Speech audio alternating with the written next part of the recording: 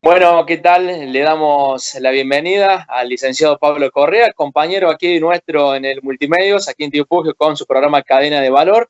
Lo hemos convocado, Pablo, te damos la bienvenida y las gracias, por supuesto, por participar a raíz de este tema, ¿no es cierto?, que ha tomado Estado Público y, bueno, es tema a nivel nacional, que es el cierre de las exportaciones de carne que ha anunciado el gobierno nacional por 30 días con la posterior anuncio de paro de actividades por parte de la mesa de enlace y la gente del campo que comienza mañana. Pablo, te damos la bienvenida. ¿Cómo te va? Hola Bruno, ¿cómo te va? Un gusto, por supuesto, estar aquí compartiendo con ustedes este espacio. Bueno, sí, como vos los decías, ¿no? Algo que se venía rumoreando.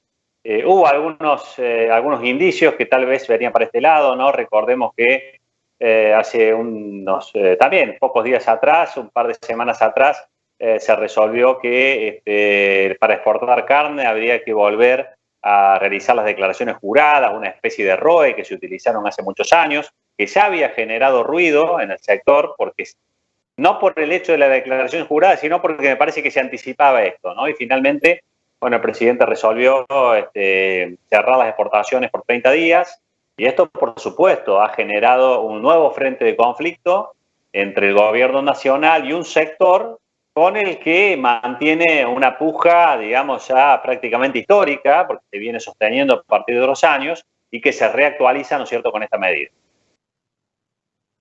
Pablo, te quiero hacer esta consulta. El por qué, digamos, para aquel televidente que nos está viendo del otro lado, el por qué llama o hace el cierre, mejor dicho, el gobierno nacional de las exportaciones de carne. Quiero que le explique sencillamente qué busca el gobierno con esta medida y bueno, y qué puede provocar en el sector de los productores de carne.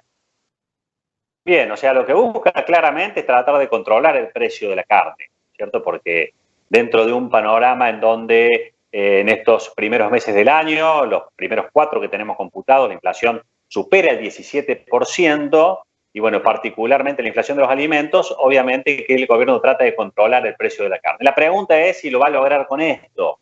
Y me parece que la evidencia aplicada, medidas similares aplicadas años atrás, da cuenta que esto no se logra, porque en realidad lo que se hace es achicar un poco más el mercado, y esto tal vez pueda llegar a repercutir con bajos precios en el corto plazo, cortísimo plazo, pero que después no se va a poder sostener en el tiempo porque va a ceder, digamos, la producción.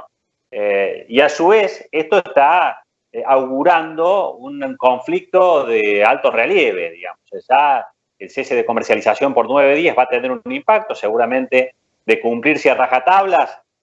Bueno, va a faltar carne, seguramente en los mostradores, porque es mucho, 9 días. Recordemos, paros anteriores habían sido de 48 horas, en donde no se nota, en realidad, digamos, en las góndolas.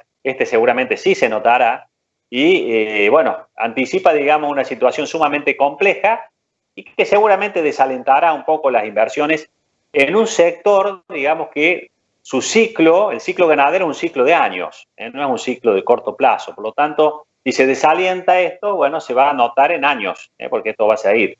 Y vale la pena mencionar esto, ¿no? Las provincias productoras, pensemos Córdoba, que ha sido muy enérgico el rechazo a estas medidas.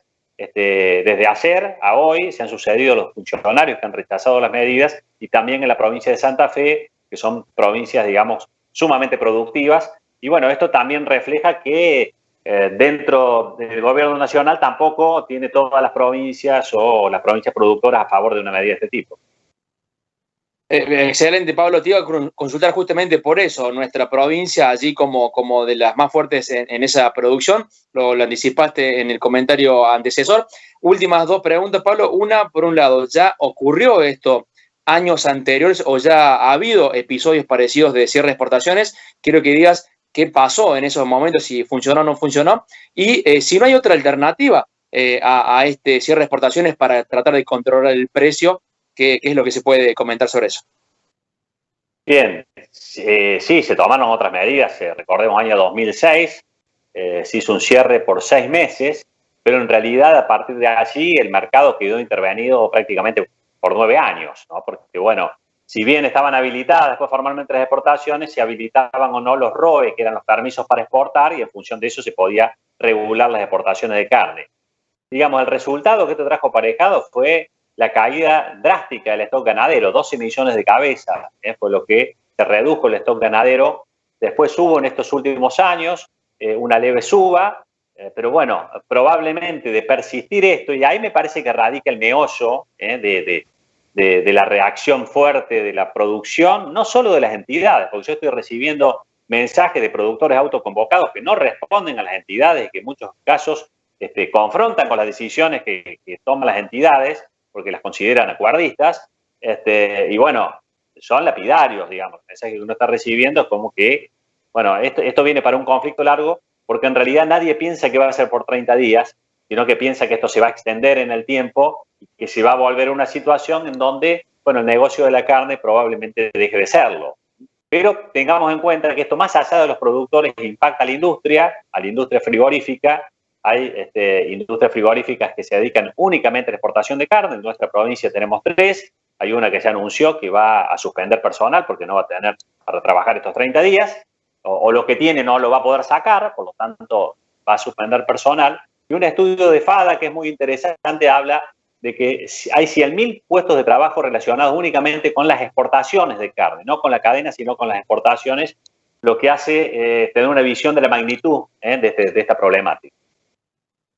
Excelente, Pablo. Una más cortita para entender también un poco más la cuestión, un panorama general de lo que es la situación de la carne, porque estaba viendo algunos registros que ha disminuido, o este último tiempo fue el de menor consumo, ¿verdad?, a nivel país de carne, bien digo. Y quiero que digas cuánto es lo que se exporta. Decías, bueno, que hay productores que directamente exportan toda su producción. ¿Cuánto es lo que se exporta y cuánto es lo que queda para consumo interno? Sí, por eso, por ahí hay que diferenciar los productores de la industria. La industria más o menos es un 29% lo que se está exportando, están en números, digamos, sumamente importantes. Pero el problema del consumo interno es otro, Bruno, ¿cierto? El problema del consumo interno me parece a mí que está dado por, la información que repartió el INDEC hace un par de días, ¿no? La línea de pobreza para una familia de 4 personas está en 62.000 pesos. Me parece que el problema central aquí es un problema, digamos, de poder adquisitivo en una economía altamente inflacionaria que viene de años, y que en función también de la chique los sueldos no han seguido ni van a poder seguir en ese ritmo, digamos. Entonces, ahí está el kit de la cuestión. En realidad hay ingresos sumamente alicaídos en este último tiempo y que tienen un impacto en todos los precios, ¿no? O sea, y en los consumos en nivel general, no solo de la carne. Pablo, te agradecemos mucho, vamos a seguir el tema y a ver cómo continúa porque esto recién comienza, dijiste que es un tema que seguramente va a dar para rato, así que te agradecemos mucho por el tiempo y hasta cualquier otro momento para convocarte en cualquier tema de producción y lo que es atinente a la materia. Bueno, Bruno, un placer, sin ningún problema, a disposición de ustedes, un gusto.